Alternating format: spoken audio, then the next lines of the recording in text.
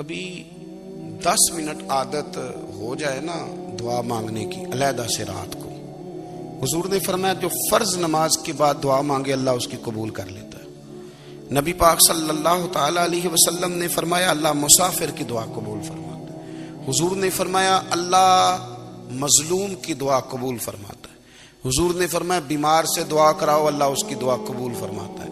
میرے نبی پاک نے فرمایا ماں باپ جب بھی اولاد کے لیے ہاتھ اٹھائیں، ویسے تے بلے شاہ تو آسمانی اڈدیاں ہی پھڑ دیں، جڑا گھر بیٹھا انہوں پڑھیا ہی نہیں۔ حضور فرمانے لگے ماں باپ جب بھی اولاد کے لیے دعا فرمائیں اللہ ان کی دعا کو قبول کرتا ہے۔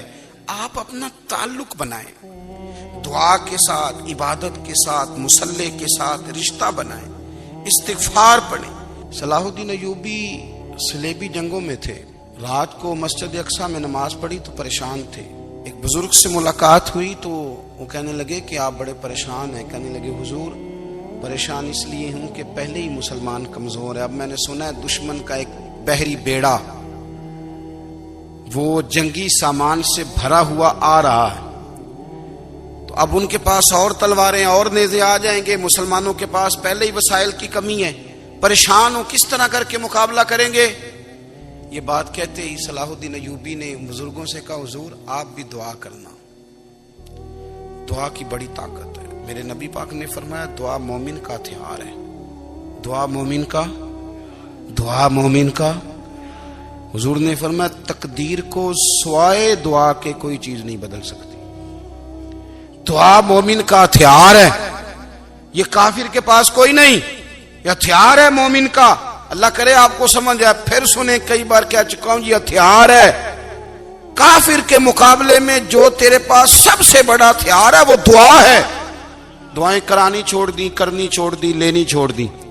حضرت سیدنا انس بن مالک رضی اللہ تعالیٰ عنہ فرمایا کرتے تھے میں نے وہ رنگ دیکھا ہے جب حضور دعا مانگتے تھے اور حضور کی مقدس آنکھوں میں آنسو بھی ساتھ ہی بہا کرتے تھے، میں نے وہ انداز دیکھا ہے۔ تو صلاح الدین ایوبی بزرگ سے کہنے لگے آپ بھی دعا کیجیے، اور خود رونے لگے اور سر سجدے میں رکھ کے رونے لگے، اور عشاء سے لے کر فجر تک روئے، خوب روئے۔ صبح وہ بزرگ آئے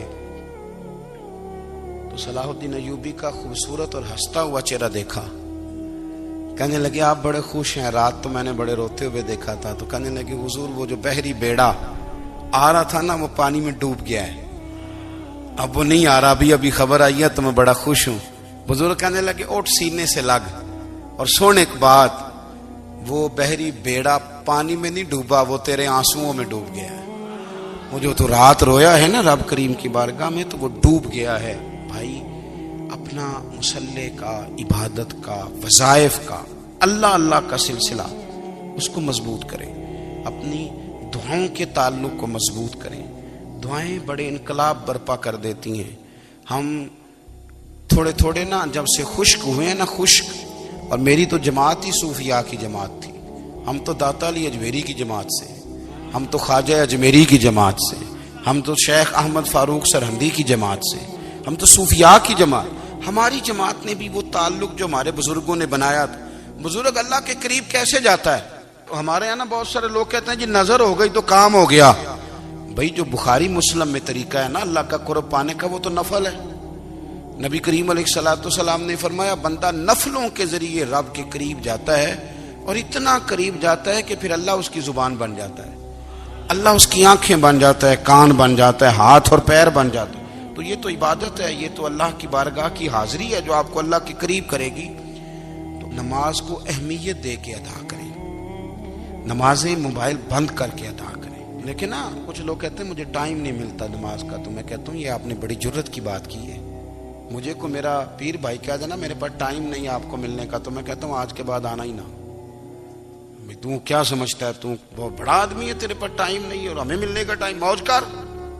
تو آپ نے اللہ رسول کو کہہ دیا ٹائم نہیں۔ اور عجیب فلسفہ ہے نا، کہا جائے نماز پڑھنے آؤ تو کہتے ہیں کپڑے ٹھیک نہیں، اور کہا جائے کہ آؤ ذرا دعوت پہ چلیں تو کہتے ہیں 1 منٹ ٹھہر میں کپڑے بدل کے آیا۔